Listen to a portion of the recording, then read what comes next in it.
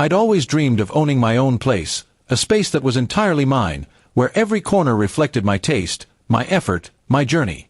After years of saving, sacrificing weekends for extra shifts, and navigating the maze of real estate, I finally signed the papers for a cozy apartment in the heart of the city. It wasn't a mansion, but it was perfect. A sunlit living room, a small balcony with a view of the skyline, and a kitchen where I could experiment with recipes I'd collected over the years. The day I got the keys, I stood in the empty space, heart pounding with pride, imagining the memories I'd create here. I wanted to share that joy with the people who mattered most, my family. So, I planned a housewarming party, picturing laughter, clinking glasses, and stories filling the rooms. But when the day came, no one showed up. The invitations went out weeks in advance. I called my parents, my siblings, and even my cousins, who I hadn't seen in a while but always felt close to. "Come see my new place," I said, my voice brimming with excitement. "It's a big moment for me." They all promised to be there. Mom said she'd bring her famous biryani. Dad joked about inspecting the walls to make sure I got a good deal. My sister, Aisha, said she'd come early to help set up, and my brother, Zain, texted a thumbs-up emoji with, "Can't wait." Even my cousins, who were usually busy with their own lives, confirmed they'd make it. I spent days planning, cleaning every surface until it sparkled, arranging fairy lights on the balcony, and setting up a playlist of everyone's favorite songs. I cooked for hours, samosas, chicken karahi, and a chocolate cake I'd practiced baking twice to get just right. The table was a feast, colorful and inviting, ready for the people I loved. The party was set for 6 p.m. on a Saturday. By 5:30, I was ready, dressed in a new outfit, checking my phone for updates. I texted Aisha, "You on your way?" No reply. I called Mom, but it went to voicemail. Maybe they're stuck in traffic, I thought. The city's roads were unpredictable. I waited, rearranging plates, adjusting the lights, refreshing the playlist. 6 o'clock came and went. The apartment was silent except for the hum of the fridge. I checked my phone again. Nothing. By 6:30, I started to worry. What if something happened? I called Zain. No answer.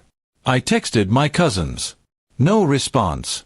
I paced the living room, the smell of food filling the air, now feeling more like a reminder of my anticipation than a promise of celebration. By 7 o'clock, doubt crept in. Maybe they forgot. But how could they? I'd reminded everyone just yesterday. I sat on the couch, staring at the door, willing it to open. The fairy lights twinkled mockingly on the balcony. I tried to stay positive. Maybe they were planning a surprise, all showing up together to make a grand entrance. I laughed at the thought, clinging to it.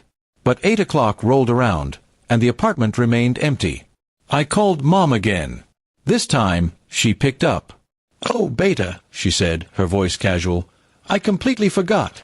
Your dad and I got caught up with some errands. Can we come another day?" I mumbled something about it being fine, but my throat tightened. I called Aisha next. She apologized, saying she had a last-minute work thing. Zain didn't pick up, but later texted, "Sorry, got held up with friends." My cousins didn't even bother responding. I sat at the table, surrounded by untouched food, the cake's icing starting to sag. The silence was deafening. I'd poured everything into this moment. My savings, my energy, my heart, and the people I thought would share it with me couldn't even make time. I felt foolish for expecting so much, for thinking this milestone mattered to them as much as it did to me. I wondered if I'd misread our closeness, if the years of shared memories, late-night talks with Aisha, Dad's proud hugs, Mom's endless advice, were less significant to them than I'd believed. I walked to the balcony, the city lights blurring through tears I didn't want to shed. Part of me wanted to be angry, to call them out, but another part just felt hollow. I thought about the sacrifices I'd made to get here. Missed trips, skipped dinners, long nights working. This apartment was my victory, proof I could build something on my own. Yet, standing there alone, it felt incomplete. I realized then that it wasn't just about the apartment. It was about wanting my family to see me, to acknowledge what I'd achieved.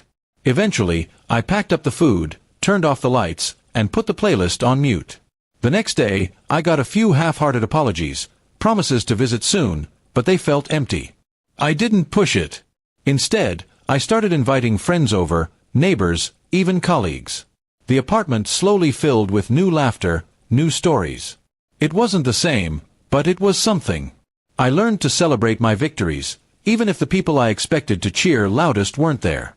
The apartment became my home, not because of who showed up, but because of the life I was building within it.